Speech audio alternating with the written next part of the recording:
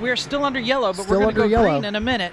All right. There's checker flag. Green flag, green sorry. flag. And look at that, 3 wide as they come into Triumph turn 1. GT6 taking it on lead. Oh, there we go. And they are running towards that Panther Hollow Bridge and coming around that corner. And we'll let this settle out, but we've got a lot of different horsepower. But these are some big engine cars as they're coming through there. You can really see the speed difference as they're coming down that straightaway, setting up to go across that bridge. It's going to be a gorgeous shot, lots of colors, such a wonderful day. Starting to get a little warm, but anyone from this area knows July can be a lot worse in Pittsburgh. It has been great. Look at that GT6. He is on it coming into this corner. Sending it around that corner, that is just fantastic, using that track to slow them down, and they're being chased by the NMGA. There's the Lotus Elan, there's a squad of BMWs, but here's that number 4 car. Coming in around the corner, and they are setting up from that Westinghouse. A little bit of a power slide as on there. So yeah, I think we're going to start seeing some fast lap times as they're coming through this. We're waiting for them to finish that first lap, but that's Brian Dolan coming through that in his GT6, and he's a local, so he knows this track well. Setting up as they're coming out of that Westinghouse corner, there's all those BMWs, the Alphas, everything. There's Brian. Hot on his tail is AJ Ferragno and that BMW, and they're still setting up. We're going to get that first lap time. You're starting to see this settle out, and they're coming through this corner right here. This is just where Chris and Chrissy did a live broadcast. They were talking about some of the races that come through there. This is a great spot to look. That's actually one of the places you could, if you come to the race and you decide you want to actually be treated quite well, you've got the Lamar VIP Pavilion right there. Got a chance to sample that yesterday. What a great viewpoint. They're coming down through the S's here. Wonderful overhead shot from our drone. Want to thank Cut and Run Productions for putting all this together, because this is just some fantastic camera work that we are seeing as they round out these little last few corners before they set up and come back across the start-finish line outside of turn 20. Look at that. 3 wide with these cars as they're coming through there. Dancing with that stone wall, little bit sideways of our third place car. Peter Dolan in there in that TR3 coming through there, and he's got that one set up as a speedster, and that's our one from Austin. Right behind him is his, I'm going to say his brother, Charles, also in a 57 MG. So probably a little bit of sibling rivalry right there, and you're going to make a mistake. You never want to do it in front of your brother. You'll never hear the end of it. Great view of this gorgeous Pittsburgh skyline. Here we are on the Panther Hollow Bridge, getting ready for these racers to come across, and we are starting to see some lap times, and they are quick. Both Dolan and Ferragno at a 2:20. Also just coming through there. There is that Brian Dolan, that GT6 setting up, the MGs, the Dolan brothers coming into that one as they're climbing up the hill. That number 4 coming through. Little bit of power slide on that, and he has absolutely got it controlled, but AJ is letting him go nowhere with that BMW 2002 as they start setting up in this. This is turn 3. We can see that number 4 getting ready to come in. He's going to come in there, and just watch the difference in the line there. That GT6 seems to have a lot of power coming out of the quarters. He's setting himself up well. And while the BMW 2002 is no slouch, he's actually taking a slightly different line, and it seems to be a little more planted. I think that's going to make for some interesting racing. And it looks like Charles is absolutely creeping up on his brother, less than a half a second between that 3rd and 4th place car. Yeah, thanks, Mental, for taking a break for me while I had to run outside and take care of some business in the booth. It's been a pretty good race here. That big BMW is keeping up in the front there. It looks pretty good. Absolutely. So we're going to keep running down and showing all here. Let's go. I'll review the top 10 here. Brian Dolan with a 1972 GT6. That is the white number 4. He's keeping the lead. Got almost a full second on AJ and his 1974 BMW 2002. That is the smaller BMW, but the tin top that you're going to see out there. Brian Dolan, Peter Dolan, excuse me, another Triumph, but this is a slightly older 56 TR3 out of Austin, Texas. And then Charles Dolan, probably brothers, probably why he's coming up from Austin, Absolutely. Texas. We were talking about that because just earlier, Peter had a little bit of a wheel step out. You never want to do that in front of your brother. You and your brother do some racing, Absolutely. so you never want to make a mistake. Absolutely. If your brother is behind you, trust me, he is going to try and pass you. But that 1957 MGA would have been competitors in 1957 with the Triumph TR3. And I'm enjoying watching Brian Dolan absolutely lead this field, but that is just some fantastic racing right there in third and fourth. Oh, and there's that GT6. Look at the suspension articulation as they come just flat-footing it through there, using the road surface to slow the vehicle down. What a great line. How many but Dolans? Watch, here are the two Dolans coming through. Well, we got 3 Dolans. We got a Brian Dolan leading the race. They're probably all brothers. Oh, yeah, that's right. They're British cars. So there they go, coming through there. So he'll be talking some smack there, wondering where his 2 brothers are on the back. Oh, but look at them. Look at the 3 and 4. They're all look how stacked up. close they are. That is just fantastic racing, and both of those are just gorgeous, gorgeous cars. Yeah, wonderful cars out here. Oh, wonderful cars all day today. We shouldn't just say that the leaders are in wonderful cars, but everyone all up and down the field is in beautiful, beautiful machinery. This is, we think this is production cars over 2 liters. Absolutely. Over 2 liters. Making sure we're calling the right race here. We do have some interviews coming up with interview people, and then we are going to go to a quick commercial, but don't go anywhere because the racing is still going to be live, picture in picture here from Schenley Park, Pittsburgh, Pennsylvania. We're in trailer. This is Mike Kennedy's trailer, and Mike Kennedy is up from Kissimmee, Florida, in this beautiful Lotus 23 here at Schenley Park. Mike, welcome. Thank you for having me. I'd love to be up here. Yeah, we have such cool weather for you here, Yes. as a break from that warm weather in Florida. We saw this beautiful car race last weekend in a category that in which you and several other sports racers said, "Please don't honor us after the flag." I thought that was just such a wonderful sporting move on your part. Yeah, we had a great time, and we were kind of overclassed for the other entrants, so we ran separately. We had a great race with each other, and I'd love to do it again. This is such a gorgeous car. We hardly ever get a chance to see the Lotus 23. It's just a beautiful car, and yours looks like it just came out of the factory, although I bet it didn't look this good at the factory. Well, it almost just came out of the factory. It was built in 2015. Oh. It's a recreation. So out of the 131 that were racing originally, all those parts that would keep those cars racing are now on this car to help it keep racing, but it's a fresh car from 2015, but it's built as 1962, so it's as original as 1962 could be. So what's the power plant? I'm running the original type engine that they sold in 1962. It's only 1100 cc, has 113 horsepower at the wheels. Later this month or later this summer, I'll have 214 horsepower. So I'm upgrading the engine. But for this weekend here at Schenley Park, a small bore engine like that, it'll be perfect. Based on Ford? Based on Ford, the Ford Anglia. Yeah. Yep. So when Colin Chapman presumably designed a car and his factory produced the Lotus 23, what was it made for? The 23 was a small sports racer, is one of his few cars that he sold to the public, and that's why they sold 131 of them. And he put that 1100cc engine in first because that's what he was putting in his Lotus 20 and then his Lotus 22 sports Formula cars, the Formula Juniors. So that was popular. He decided to build a sports racer after the old Lotus 11s, Lotus 15, the Lotus 17. And this was a phenomenally successful car in its day. Could you say that this is almost a Formula car with a fendered body? It's exactly that. It's just widened to 2 people. I don't have the second seat in because I wanted the roll bar there. Mike Kennedy's beautiful Lotus 23. Thanks for coming up. Enjoy the weekend. Thank you, Ted. Thanks for having me up here. You bet. Hey, thanks, Ted. We really appreciate that behind the scenes. Here we are watching the Brian Dolan in that Group 44 Tribute GT6 Triumph. And as we mentioned, we are legally obligated by the lawyers to tell everybody that this is 7/10 racing. Yeah, And they seem to be really moving pretty smoothly here. I'll say that.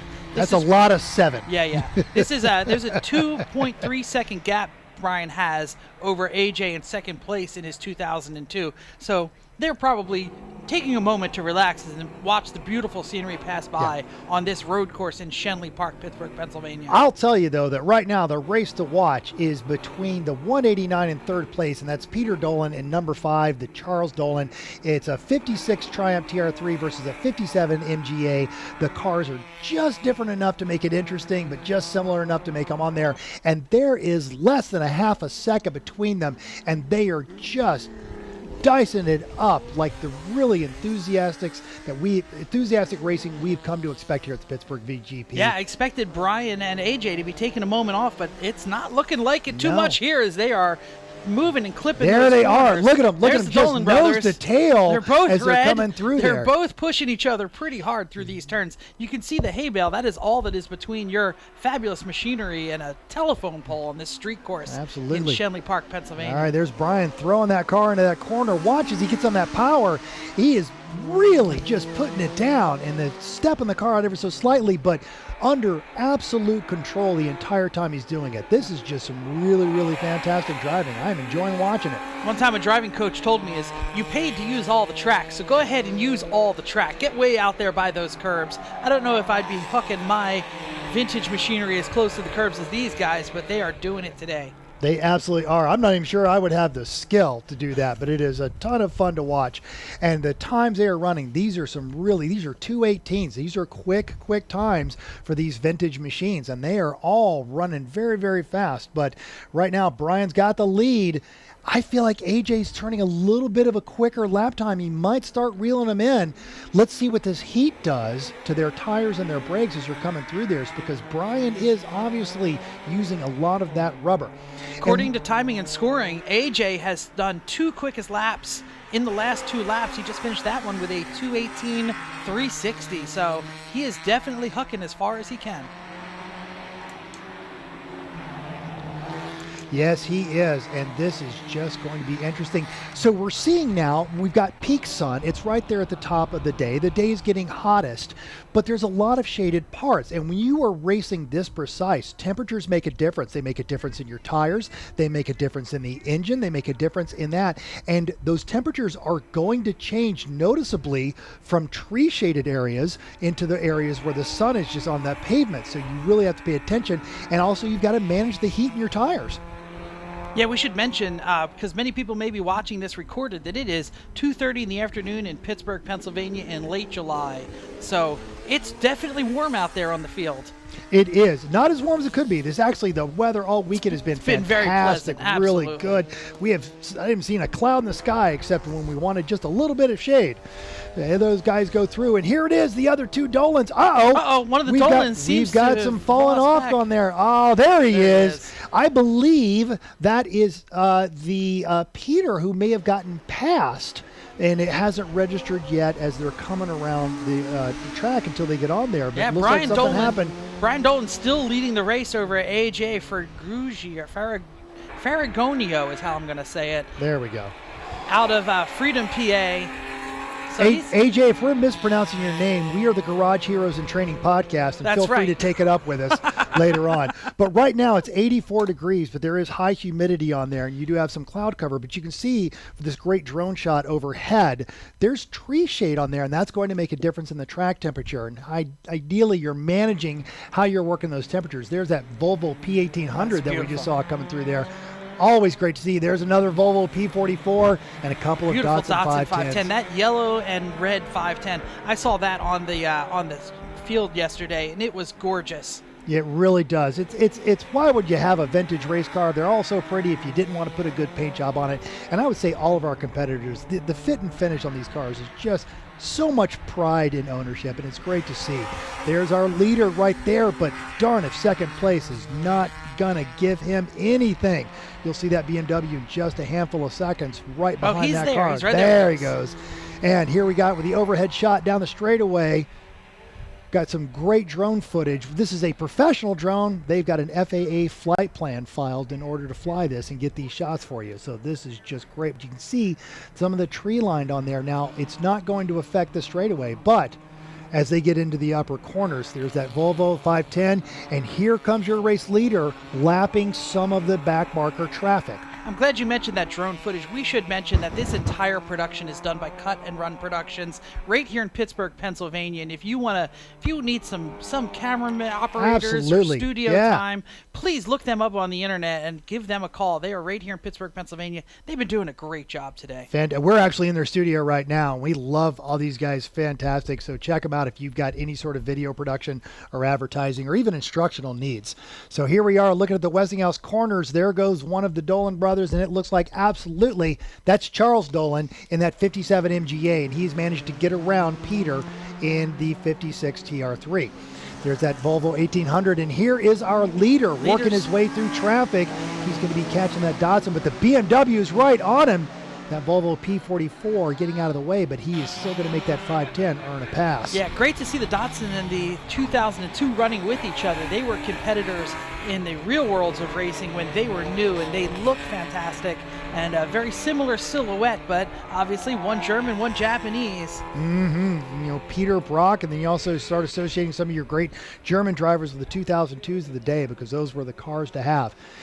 Here we are on the switchbacks. Now there's some of your slower traffic, but expect the leader. There he is right there. That's Brian Dolan with the BMW. And AJ is right on his bumper. Yeah, it's a lot tighter when you see it from the drone footage. Yes, and AJ's been running just a couple of seconds faster these last few laps, so he is slowly reeling in that GT6. It could be a function of getting more comfortable with the track. On his bumper in that downhill. Yes, there it is. All right, and here it is. Now we can also see there's that 53 MG of the other Dolan. That's the number 5 car of Charles Dolan. Look at him working his way through that traffic, and that's all more modern machinery in front of him, and he is making it look easy. Here's some more of our drone footage. Here we see the Panther Hollow Bridge.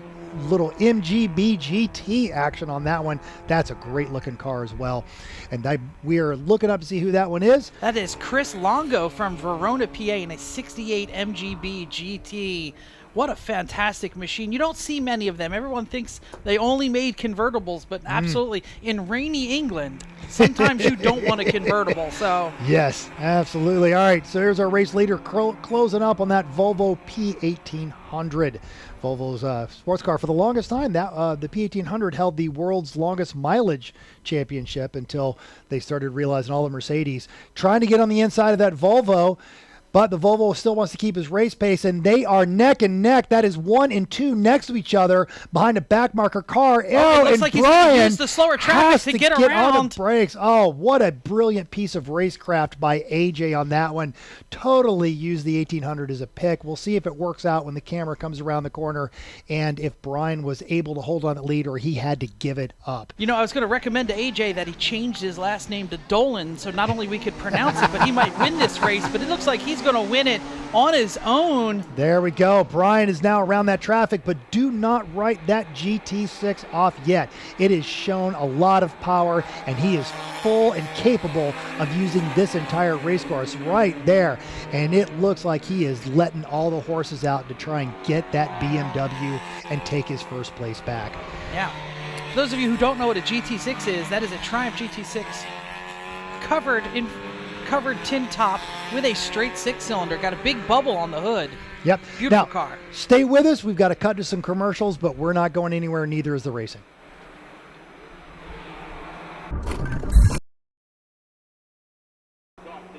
Want to thank our sponsors, Volkswagen. I can confirm my dogs love our Volkswagen SUV. Here we are back live with the Pittsburgh Vintage Grand Prix, and there's that great overhead shot from the drone as you come into the cutbacks. Brian is still trying to run down AJ, but AJ is holding on to that first place after 8 laps. Charles Dolan is still 3rd, and 4th is Peter Dolan. So if they keep it up, it might be an all Dolan podium. A gap between the Dolans, but it's still in 1st, 3rd, and 4th. Second, 3rd, and 4th, because AJ has made the pass and is now leading the race in his 74 2002. What kind of motor's in those 2002s? Oh, that is a 4-cylinder, inline 4-cylinder, usually 2-liter, but they're easy to hop up and they do like to rev.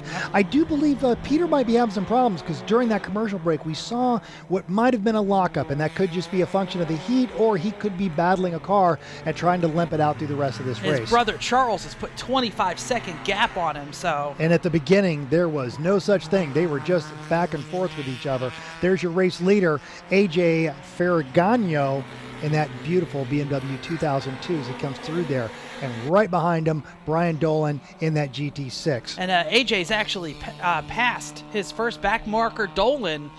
So he's technically leading 4 Dolans, and only 3 of them are on the race, correct? There it is. Okay, so we got a 220. The last lap out of AJ and a 226 out of Brian. I think Brian got caught up in some of that traffic, and AJ has got some open track in front of him. There it is. Now he is coming up on another BMW 2002. And this is interesting because you can actually see the difference in the years of these because they've got different taillights of this one. Now AJ's got a 74, which is the bigger square headlights, and the car that he just came up on the inside of was a older and slightly smaller square taillight. Yeah, might be Ross Rosenberg in a 72 2002. That's the only one I see on the list. Yeah, there it is. So he got around them. But in a few cars behind him is Brian Dolan. He's still stuck in traffic, and I think this is an opportunity for AJ to put some gap on there. Now, we just saw that Lotus Elan. There's that MGB GT, and there is your race leader. He's going to make quick work of that MG, I think. And there's the other BMW 2002. He is going to go on the outside of that MGB GT. Good clean pass, and he's going to keep going around there.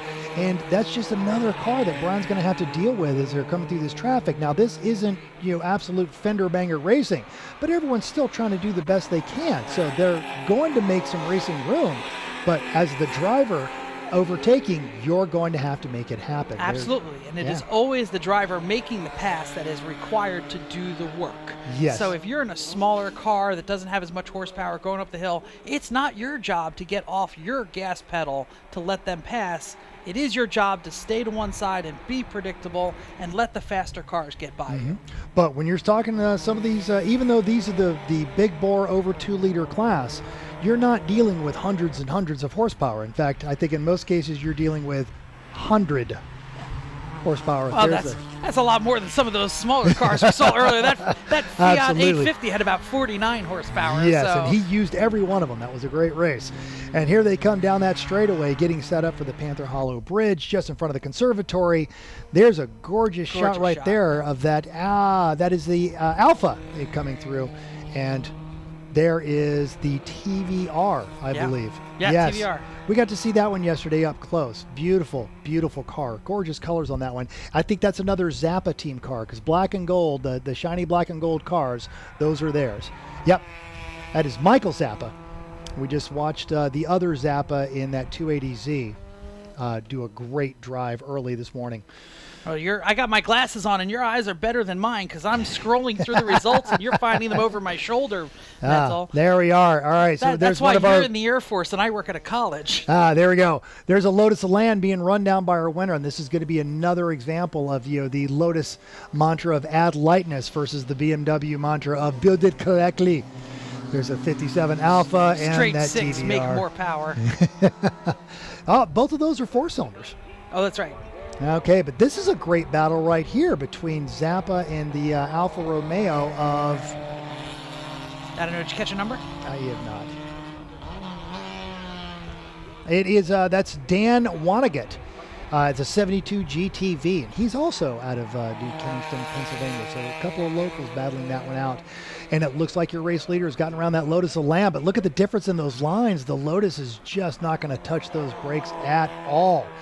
Coming through the twisties down here, this is what we were just talking about. That's the Alfa Romeo and the Zappa battling it out as they are a little bit farther back, but still having every bit as much fun racing as our class or as our race leaders. Yeah, I don't know if I've ever seen a TVR Vixen before. I was standing next to it yesterday, but it was a gorgeous car. Lots of Lexan, full race prep. That car was just absolutely gorgeous.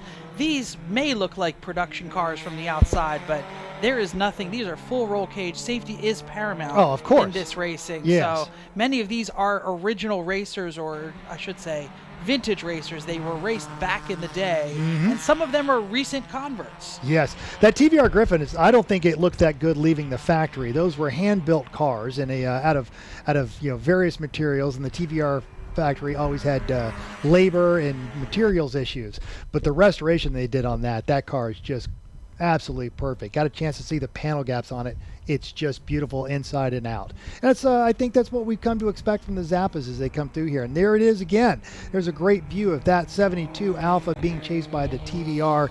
And there is your race leader.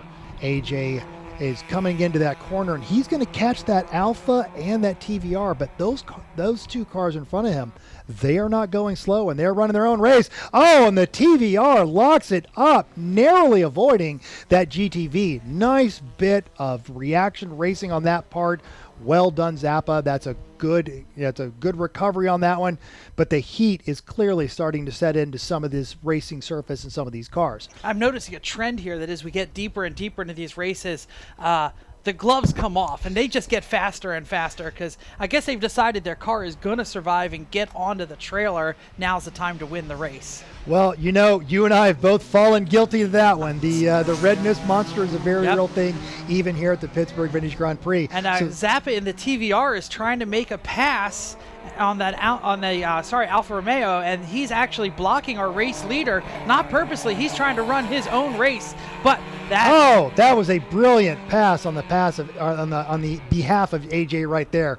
Just beautiful. Got on the inside of that GTV and off he goes. That may have been the definitive pass of the race because you still got to get Dolan through that one, and he has actually slipped down to third place. Yeah, there's his brother in the the 57 MGA has moved up into second. Yeah, it's a AJ Fergonio and then 3 Dolans. Oh, that's going to be great here. Oh, and they are absolutely going. So that is really, really impressive. A 57 MGA, it is just 20 seconds behind your race leader. And I don't think we've made these calls, but let me tell you about 5th and 6th. Gary Reed from Clarion, PA, in his 1969 Datsun 510. Oh, did we get the checker flag? We absolutely did. We were so wrapped up in the racing, we didn't notice that the race was ending. All right, there's our volunteer quarter workers doing a great job keeping everybody safe out here in the hot sun. Ted, when you are ready, sir. We'll gather up our 3 race winners, our podium, and bring them up here to the podium.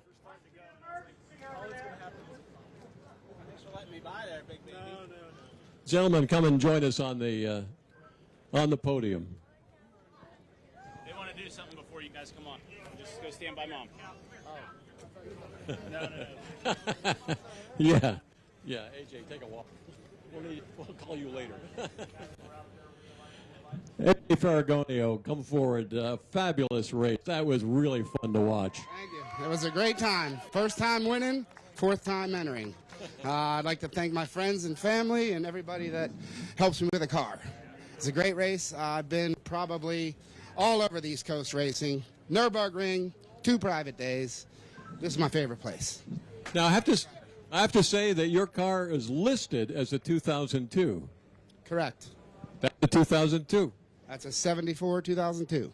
The- TII. and you came from, I think, starting position was 3rd, I believe? Correct. Started from 3rd. I got a great start here. And then in the back section, the leader was trying to get around a Volvo that wouldn't let him by, and I kind of snuck in beside him, and then I used him as a pick, and then I got ahead of him. So late in the race, you really cranked it up. We could really see the lap times come down with about 3 laps to go. All of a sudden, did you consciously move forward, or did the people around you fall back? So my lap timer, I forgot to turn it on, so I have no idea what my lap times were. But I know when I kept looking in the mirror and not seeing anybody, maybe I calmed down a little bit and stopped overdriving the car and, let the car go. So. Exciting race. We love to watch it. AJ Ferragona, congratulations. A very fine win. Woo. Charlie, you started 5th, and I wonder with another couple of laps whether maybe you would have been first because you came through some traffic. Yeah, we were working our way up, but this is a very technical track with a lot of abnormalities to it, and some are not so predictable. So catching all the way back up to those leaders was, I guess, not going to happen at that time. But had a great time out there, and beautiful weather, great weekend, and a lot of great spectators. Thank you all. Fabulous to get an MG up here on the podium. It's the 100th anniversary of the MG. There aren't a lot of A's racing here this weekend. Yeah, this car's been really great at this track. I actually only run it here. I don't know if this is my 10th year or something like that, but between Pete and Rob and Dan and the crew that have put this together for 10 years, it's been a great car and fantastic to drive around. It's perfectly balanced for it. Congratulations. Another podium for another member of the Dolan family. And let's talk to Brian Dolan, who started on pole. And I thought we wouldn't see you again. And did you? There must have been a car with an issue with the car near the end. The tires started to say no thanks. So, you don't want to find walls. So just nice and safe, brought it home on the podium. I'm not displeased. I'm happy. We're here, of course, we're watching from the start-finish line, and it takes you right into this first turn, and love to watch this car go through that turn, because that tail end just goes right around. Yeah, it likes to slide, so that's also why the tires go away. So that's one of those things that you have to work really hard to keep under control, I guess. And that's why BMWs that are light and fast and handle really well can get past. Now, he's not any lighter than your car, is he? I don't know for certain, but it certainly felt like he was lighter. Anybody have a scales here we could test? Congratulations, Brian. Thank you. It was great fun. There's your podium.